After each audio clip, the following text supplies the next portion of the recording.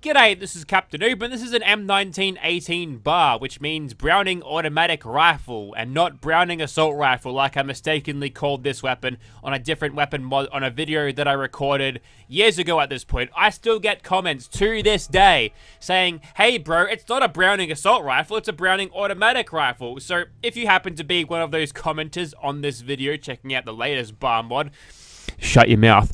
Now, what you're looking at here, I believe to be an A2 variant of the M1918 because it's a World War II variant. You can tell because there's a bipod on the end of the barrel, which they'd have those things back in the day. I know it's a World War II variant because it's a Battlefield 5 port. We're doing a lot of COD ports lately, so I'm going to balance it out by having a Battlefield port, which it's a really good looking weapon. Someone at DICE put a lot of time and effort into making this thing seem genuine, and the sounds, since they're Battlefield sounds, are awesome. We'll get to those in a second. But I want you to take a look at this weapon, take a look at the weapon card here and see those stats. I want you to see if you can spot anything that might be a potential problem with this. Also, on the mod page is also a 1911, which I believe is ported from Battlefield 5 as well. And funnily enough, this particular weapon is actually higher in terms of its mod size than the bar itself, which you'd think this thing being a larger rifle with potentially more textures would be a larger mod, but it's not, so that's cool. Anyways, we'll get into the customization. Right now, the receiver is at level 1. There's no special, I guess, flavor text to say. It's an advanced receiver, so it'll do more damage. There's nothing of that, so we can chuck that up to level 4, which will give us 190 damage rather than 108 that we'd get out of the level 1 receiver. And you can change the carry handle angle, 45 degrees, 90 degrees, or a carry handle which has been completely removed, yet still somehow adds weight to the weapon. I don't know about that either. We're going to make this 45 degrees, but we'll have another bar in our inventories, have a 90 degree offset on our carry handle. Right now, we've got a full auto fire mode for slow. We can change that, make it a little bit faster for better DPS at 720 rounds per minute rather than the 550 this thing would standardly fire. And then you can also make this thing semi-auto as well, potentially making use of the sniper perk should these iron sights have the scope keywords on them, but I don't think so. So we'll have a couple of variants of these in our inventory. We'll play around with all of them, but I will say that you can just see it. You might not be able to see it if you're on a small screen, but should you decide to change these, it'll actually change the angle of this fire selector here, which is some nice attention to detail. But it does make sense to change this on a workbench. We can just do that on the fly, but that's just Fallout 4 being Fallout 4. Standard sights can be applied, or you can flip up the sights there to have a different looking sight. So if you like the automatic rifle and Dead Money, you can have those sorts of sights, which basically that weapon is just a bar with a pistol grip. That was a good DLC. That's neither here or there. So that's it for the customization. And getting back to the thing that was wrong, notice how there's no barrel modifications here. And the fact that there's no barrel modifications means there's probably no barrel at all, and the range is only 25. So we're going to have to be in less than a short-barreled suppressed combat shotgun distance to get the full damage here. So we're just going to be walking into people and firing this thing, which is fine because that's what this thing is designed for, right? Also, this 1911 here, same deal, very low range, even for a pistol, which you'd think would get extra range thanks to the gunslinger perks, but what have you. You can put a level 4 receiver on this, and you can throw a suppressor on there as well. 230 damage is pretty good. I'll have an unsuppressed variant of this as well, so you can hear this thing loud and proud. There's all of the customization options for these things. Unfortunately, no legendary effect to increase the range, so we're stuck with point-blank range weapons here. Would you believe, like other standard weapon mods that I've found, you can craft these on a chemistry workbench under weapons hyphenated wherever they are. And yeah, Battlefield 5, just in case you didn't get that memo. You can craft this for adhesive, screw, spring steel, and wood. No perk requirements here. Interesting. Also, this thing fires a 308 round. Normally the Browning automatic rifles fire the 3006 Springfield round, but the 308 is close enough, so that's fine. And obviously the 1911, you can craft one of those bad boys on a chemistry workbench too. Yippee. as Anakin said in Star Wars Episode 1. Okay, so just for a warning, I'm about to show a combat rifle on screen for the purposes of comparing damage numbers. So avert your eyes, children. There you go. There's your discount bar. So this thing with a 308 combat rifle receiver, which is a semi-auto only, doing 172 damage, whereas an automatic one here, firing full auto fast, 720 rounds per minute, doing 190. So we can expect the DPS at least within this intended range here at 25. It's nothing. We'll be doing a lot more DPS in this thing. Other than that, we're going to be doing only half of that. Using the semi-auto version, we get the same amount of damage as well, with significantly less DPS, of course. Righto, so we're outside of the Immersive Gunners Plaza, gonna give it a little bit of a go with the bar and the M1911 in hand. And here's the bobbing animation, which normally I don't point out, but if you look closely at the front of the rifle, the bipod is bobbing along with your footsteps, which I think is cute. Like, the weapon is vibing, it's ready to go, it's just pumped, quivering with anticipation to kill some Nazis, which, as far as the gun knows, these gunners are Nazis. We've got to keep this old girl happy. And that's what it looks like in first person. Going over to third person, it looks a little bit like that. Interesting grip on the foregrip there. That doesn't look super comfortable, but in the interest of not burning your fingers off whilst firing this thing constantly, I suppose that's as good as any way to hold that particular weapon. I've also got a couple of other ones. This one here, the automatic with the slower, more traditional fire rate with the sights flipped up. But if the sights are flipped down, this is what this thing looks like aiming down sights, which is not quite as, I think it's less of a zoom in for one, but also more restrictive on your viewpoints. It's covering a little bit more of the screen that way. Also, 1911. In first person, you'll hold this thing in one hand. The animations basically look like the same they were from Battlefield 1, but yeah, that's what it looks like. It's quite the small weapon. You'd think it'd be a little bit bigger, to be honest, but maybe Kylie's like, I don't know, 9 foot tall. And we've also got one unsuppressed, so we can hear this thing unsuppressed, of course. Now, I believe these animations have been rotoscoped from the game, which is copied frame by frame over, and they've integrated them pretty well, so I'm happy to see this thing brought to life in Fallout 4. So, starting off with this thing, I mean, we should probably be using the semi-auto variant at the moment, but maybe we don't want to take these guys on head-on because we've got range problems. But no, I didn't crash. Don't worry about it. Just wanted to kill those 2 turrets again. So, picking up for when we didn't leave off, the range on this thing is not great. So, in order to get the most out of this, we're going to have to be running up point-blank range and sort of mag dumping them like that. We get to a point where we're so close to the target we can't miss, and we can destroy them in just one magazine, which the magazines being at 20 rounds, it's leaving a little bit to desire. Even the combat rifles in this game have 40 in the magazine when they're fully upgraded. If we want to get some headshots though, that situation is easily alleviated. Although using this thing in third person is more accurate, it's actually quieter, funnily enough. The weapon is further away from the camera, I suppose, in this mode, so it'll actually be slightly quieter in third person, which I think is rather interesting. Whether that's intentional or not, I'm not really sure. But what we're trying to do here is quickly get ourselves into a spot where we can have a little bit of a last stand, and if we can't hit anything or we find any sort of open targets like that, we get a lot of shots in VATS, but look how many are missing.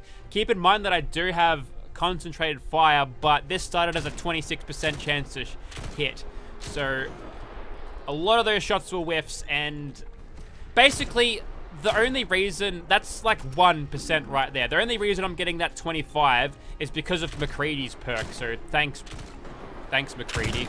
I don't really like you, but you're really helping me out here, so I can be thankful for that. So that was the 720 monster rounds per minute version. Let's switch over to something a little bit more traditional.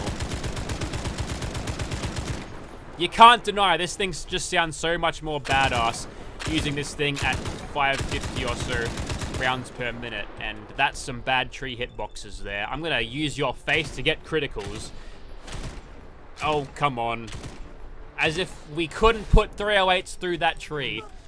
lousy nuclear fallout, making the trees hard as steel. Okay, they've caught up with us. We're kind of caught out here, so we're going to switch over to this particular weapon.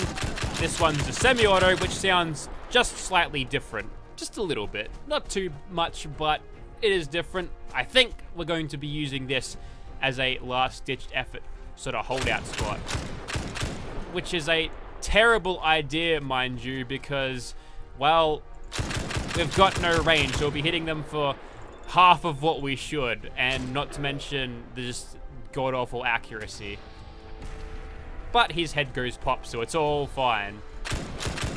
The old girl, she needs a new barrel, or a barrel. Look, I'm not a gunsmith or gun expert in any sense, but if you don't put a barrel in a rifle, you'll find that its combat effectiveness is not as much as you'd like it to be. Anyways, let's use the 1911 now, and probably we're gonna go over here. I was gonna press the shift button to slide, but I'm not playing that game at the moment. And we're gonna try to get a little bit of distance in. Again, that's kind of counterintuitive, but there's a method to my madness. For you see, here lies shadows, and with shadows comes caution and stealth.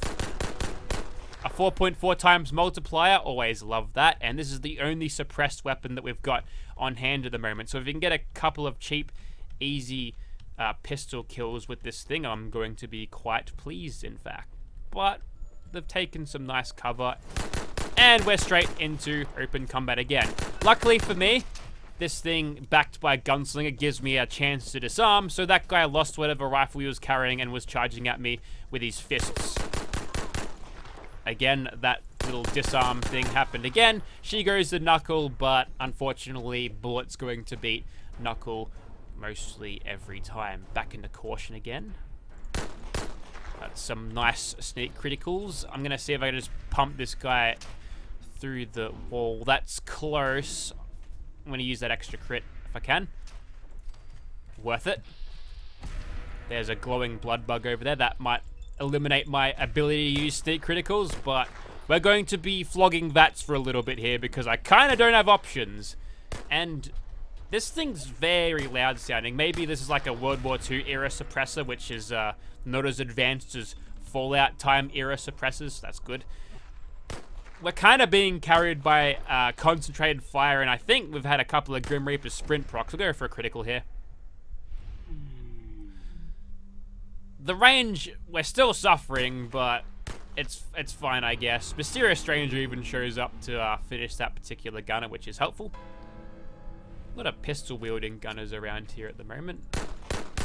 That guy's slightly closer. We're going to have to get really close to actually see some good damage here. We'll hide in the bush for this lot here. Let's just focus the aim a little bit. Oh, come on, game. And now we're in open combat again. And it's time for Nerd Rage. And I'm such low health. I'm so close to leveling up though, so please draw the weapon faster. Switch guns, it's faster than reloading. Battlefield didn't tell me that, but Call of Duty did. They're like the same games, right? Two sides of the same coin. And we're back in business. That's great. So we'll be able to finish off this fight provided we don't get our asses handed to us by these bad gunners. Try to target the head here. If you find the sights are too jumpy in your face, you can always switch to third person. You've got a very accurate viewpoint to aim from here. But even then, range. Alright, let's do a little bit more VATS work. I think VATS is basically the best way to run this thing.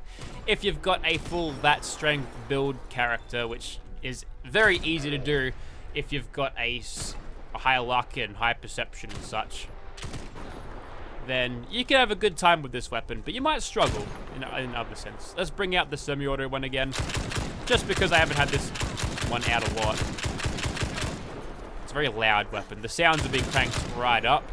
I've actually had to turn down the in-game sound just to make it so it's not overpowering my voice, but then I turned the game up loud. So it's loud in my ear, shouldn't be loud in yours though. I feel like with this thing being semi-auto, and we'll take you out there, buddy, it's almost as fast as firing full auto at 550 rounds per minute, but unlike normal semi-auto guns in this game, you don't get a damage penalty for using this thing, or a damage boost when compared to utilizing weapons of automatic. So we're not getting a whole lot of benefit of using this other than having slightly different sounds to listen to. And who's that? And last but not least, we've got this place up here. Nice. There's a joke. So 3 gunners walk into a bar. Okay, let's switch over to something a little bit more powerful. And you get away from me, buddy. Actually, that's fine. We got a cheeky disarm on that other dude, so he's going to run around. You gonna pick up any guns? No, you're not. Too bad. You probably would have had a little bit more of a chance. Alrighty. That was it. Also, M1911 unsuppressed. That's what it sounds like. It actually sounds the same when it's suppressed compared to unsuppressed, so you've been pranked. You didn't miss out on anything. And I guess we'll just move on to the next thing. Alright, welcome to the super secret stealthy mission where we're going to shoot our unsuppressed suppressed 1911 at a mutant until he falls over or at least detects us. Then we can whip out the bar and try to finish him off. But anyways, let's begin, shall we? And he's going to start creeping close to me, so I'll back off and try to not get myself detected. But I'm kind of in a deadlock where if I'm not close enough, I'm only going to be dealing half the damage I should. But if I am close enough, he's going to detect me. So we'll just have to take the lesser damage as our strategy here. Or we could just sit here and shoot him and he's not going to move. That's fine, I guess.